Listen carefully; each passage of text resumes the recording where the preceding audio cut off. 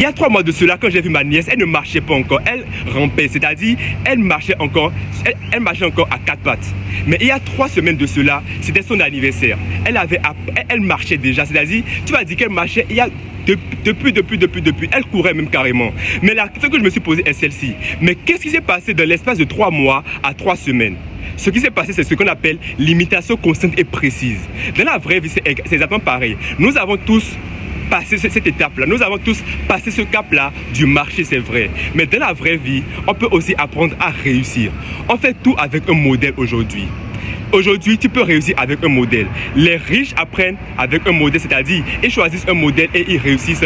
Et les pauvres se disent qu'ils peuvent réussir de façon aléatoire, c'est-à-dire avec leur éducation qu'ils ont reçue, qui ne va pas forcément les aider à réussir comme ils voudraient. À quel point est-ce que tu voudrais réussir? Sachant que toi, ta vie ne dépend pas seulement de toi, mais ta vie dépend aussi de tes enfants. Ta vie dépend aussi de ta femme que tu auras, même si tu n'en as pas encore.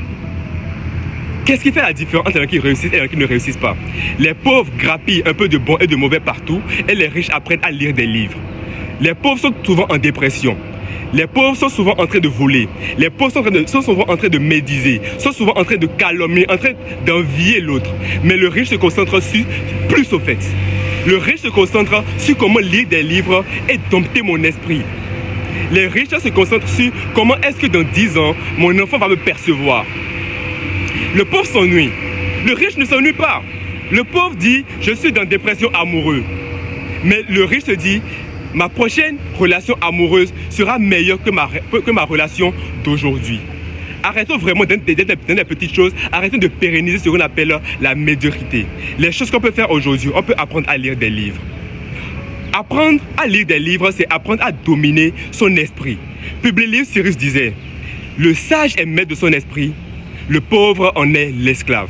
Es-tu maître de ton esprit ou bien es-tu esclave de ton esprit? À partir d'aujourd'hui, sois le maître de ton esprit. Sois celui-là même qui vit avec une puissance et une rage indéterminée. Je te fais confiance et passe à l'action.